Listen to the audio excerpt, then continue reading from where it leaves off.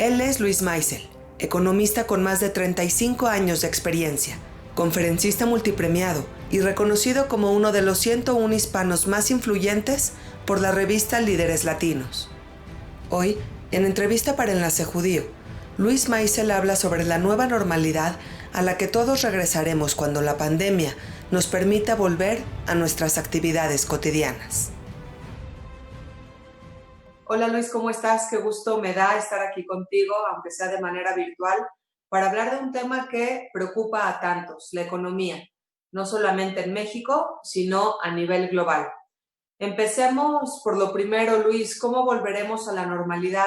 En muchas partes del mundo ya se está viviendo un retorno a la vida cotidiana. En México estamos en camino a, pero la pregunta es, ¿cómo de manera económica va a ser este regreso a la normalidad, ya que hoy en día hubo una falta de movimiento en tantos rubros de la sociedad y de la economía? Me da mucho gusto estar contigo, Nadia. Déjame primero calificar tu comentario de volver a la normalidad. Yo creo que la normalidad a la que vamos a volver va a ser un poco diferente a la que era antes.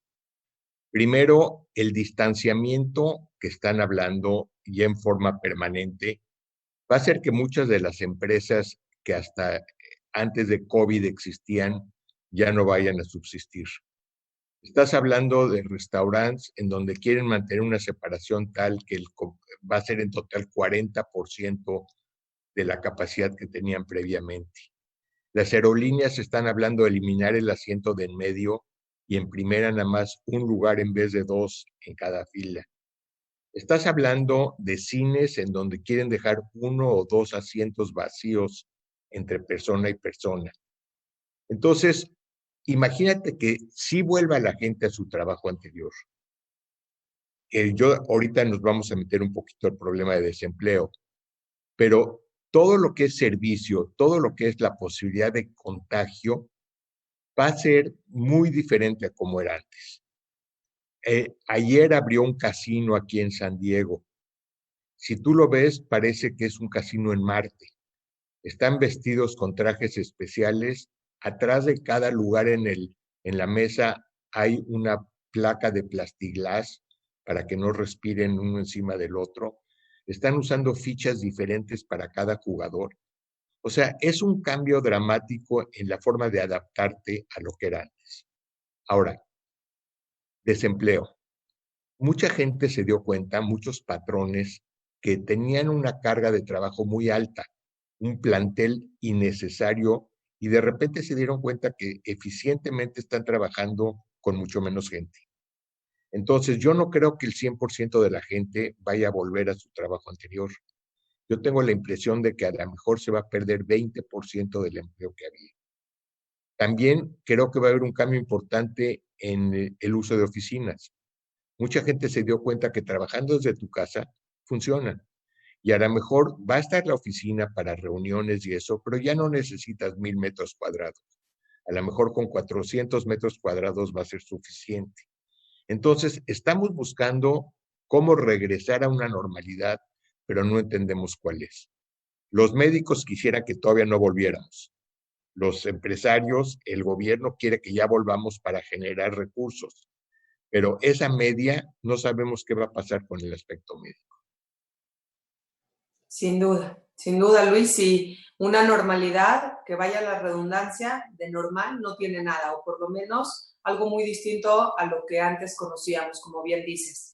Y esto nos lleva a una palabra inmensa que preocupa a muchos, que es la palabra pobreza. La pobreza en México va a aumentar de manera considerable por todos los aspectos que tú mencionas, pero ya poniéndole un poquito más de números o de características, ¿en qué medida crees que puede aumentar la pobreza en nuestro país? Esa pregunta me tiene muy preocupado, Nadia. A mí mucha gente me dice que soy un poquito pesimista y voy a tratar de no sonar muy pesimista, pero el gobierno en México no ha hecho nada para ayudar a la gente en esta situación. Si tú comparas con lo que pasó en Estados Unidos decidió que en lo que resolvía el problema médico no iba a haber problema económico. Le mandó un cheque de $1,200 a cada persona $500 por niño. Aquí existe el seguro de desempleo y le sumaron arriba del seguro de desempleo $600 a la semana a cada persona. Y a las empresas les prestaron, van en $600 billones. Es la mitad del PIB de México que le prestaron a las empresas a pagar en 2 años, pero si usaban al 1% de interés. Pero si usaban ese dinero para mantener el empleo, para no correr gente, ese préstamo ya no había que repagarlo, se convertía en una donación del gobierno. ¿Qué ha pasado? La capacidad de adquisición del pueblo americano increíblemente ha subido en estos 2 y medio meses. Tienen más dinero del que tenían cuando ganaban, porque les agregaron los $600, y están gastando menos. No están manejando, no están saliendo a comer, no están yendo al cine.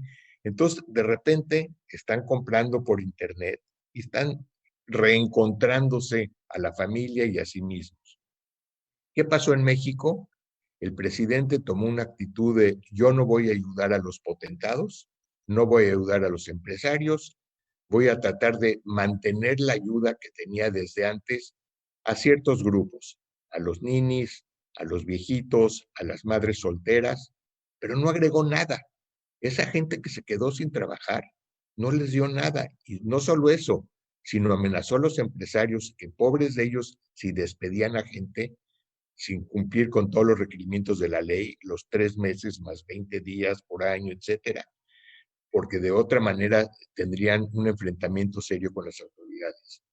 Cuando anunció un programa de 1 millón de créditos a las empresas medianas y pequeñas, de 25,000 pesos prestados a 3 años al 6,5%, de veras es una burla.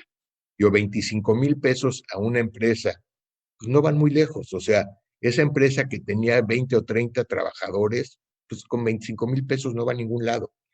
Entonces, yo siento que la gente en México ahorita está viviendo una situación económica muy precaria. Yo creo que está dándole en la torre, con todo respeto, a la clase media, y siento que muchísima gente no va a encontrar un trabajo al que regresar, y mi temor es que esto traiga una ola de crimen menor, de gente necesitada que tenga que hacer robos menores para que sus hijos coman, gente que te va a llegar y te va a decir, perdone, pero lo tengo que asaltar. O sea, siento que el gobierno decidió tomar una actitud pasiva totalmente y esperar a que se arreglen las cosas, no más que no se arreglan por sí solas. Cada sector de la sociedad sufre un golpe distinto, de una manera distinta. Mencionabas ahorita la clase media. Los empresarios también son duramente afectados en esta crisis. La clase baja se va todavía más para abajo. Si pudieras mencionar un solo rubro social que resulta más afectado por esta falta de apoyo del gobierno y por esta crisis sanitaria, ¿a quién mencionarías? Yo creo que definitivamente debes de poner ahí al empleado o trabajador asalariado que de repente no está cobrando y que tiene la duda si el negocio va a reabrir o no. El empresario en México generalmente, históricamente, tiene ciertos recursos guardados fuera de la empresa. Él se va a defender más o menos. El nivel de management, el nivel más arriba de las empresas, va a recortar sus ingresos, pero se va a poder ajustar. La gente que vivía al día, ese día, cada día está más oscuro. Esa gente no tiene sobre qué recaer. Déjame hacerte un comparativo con Estados Unidos. Hubo una encuesta recientemente.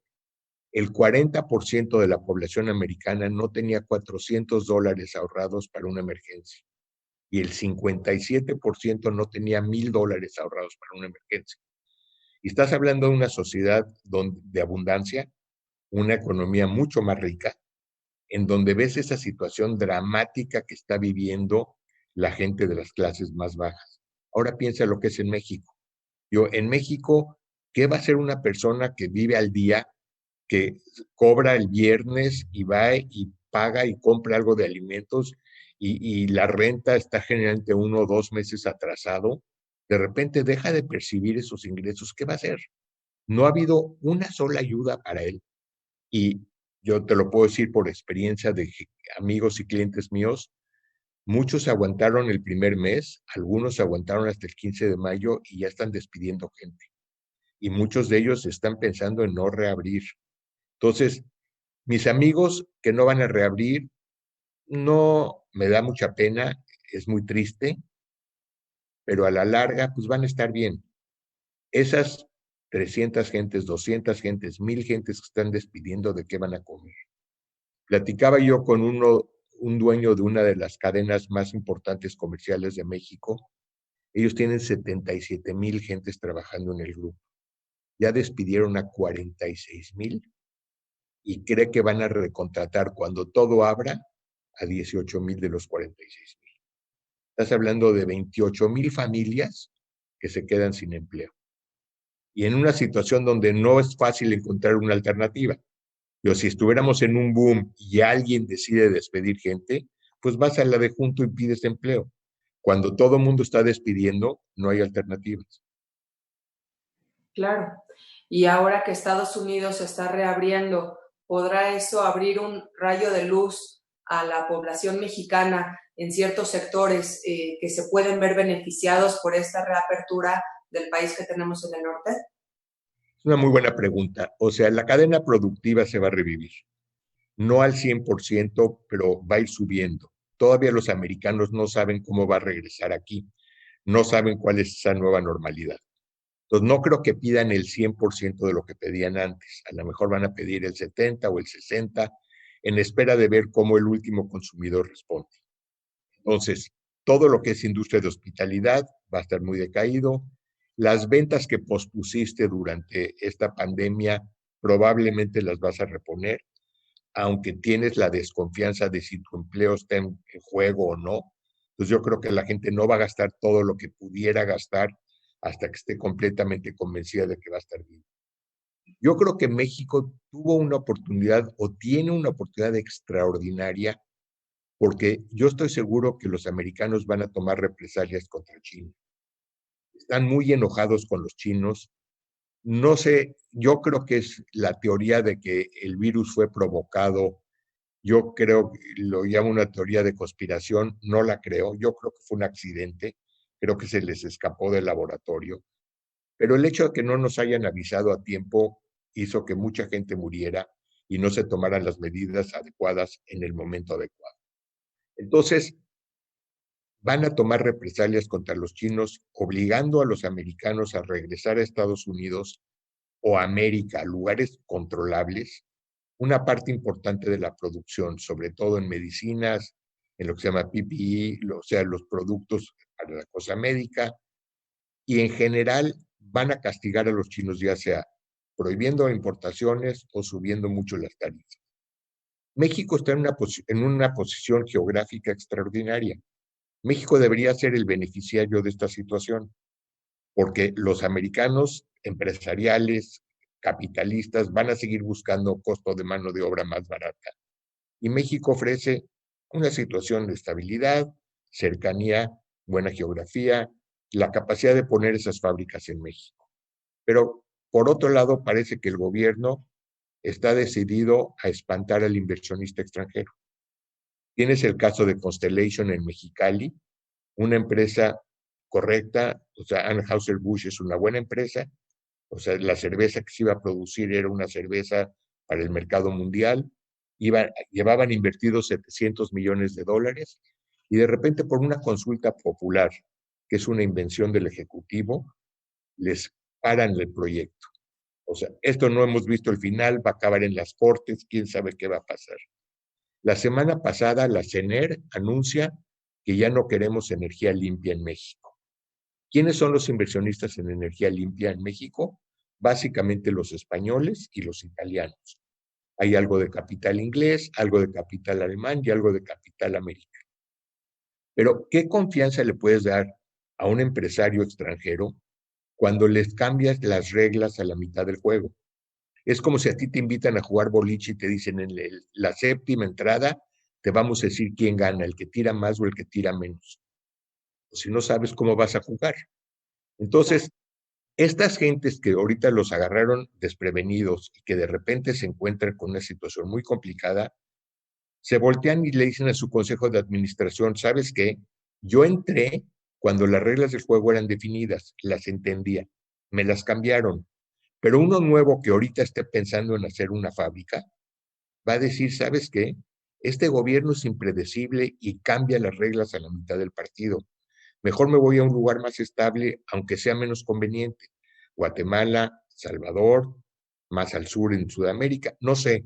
Pero esta oportunidad única que tiene México, siento que la estamos desaprovechando y dejando pasar.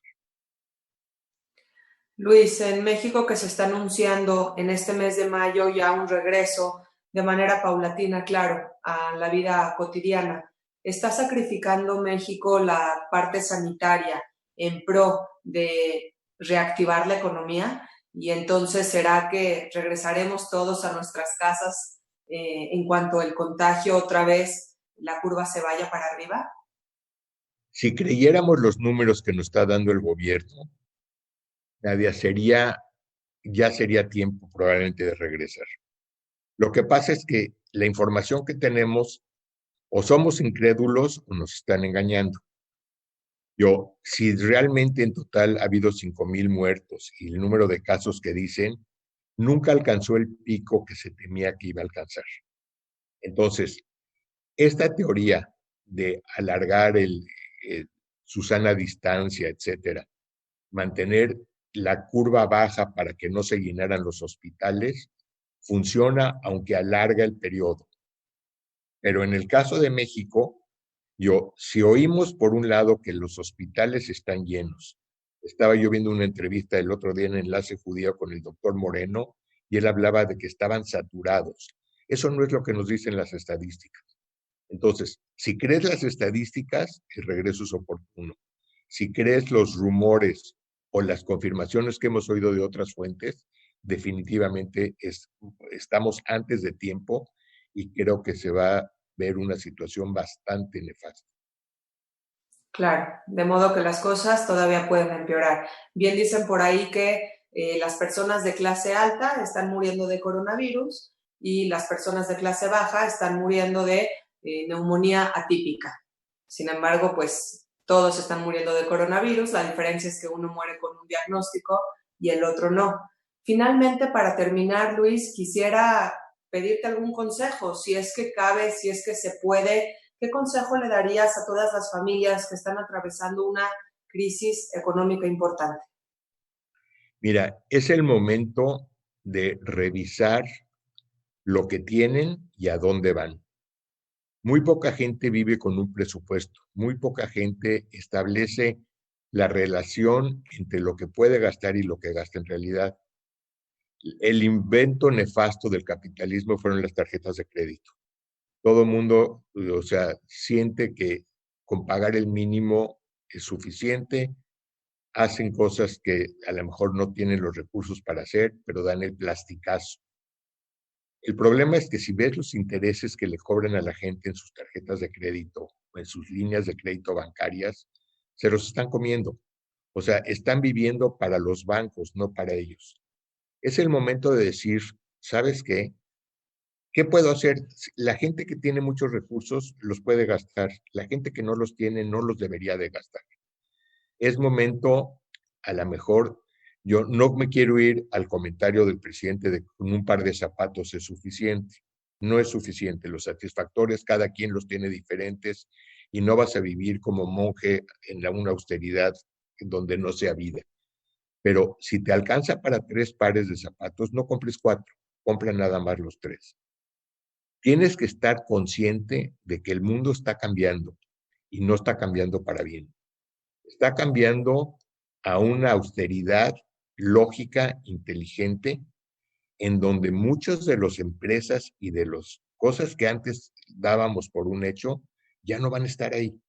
Entonces, cada una de esas cosas que desaparece tiene consecuencias. Tiene consecuencias en proveeduría, tiene consecuencias en empleo y tiene consecuencias en derrama económica. Entonces, cuando cierra el restaurancito, no es nada más el restaurancito y sus empleados que perdieron, es el proveedor de lechuga, el vendedor de la carne, el proveedor de los vasos, Coca-Cola, o sea, toda la gente, si tú piensas cualquier negocio en el que estás, no es nada más esa dirección en la calle de Medellín y ya cerró.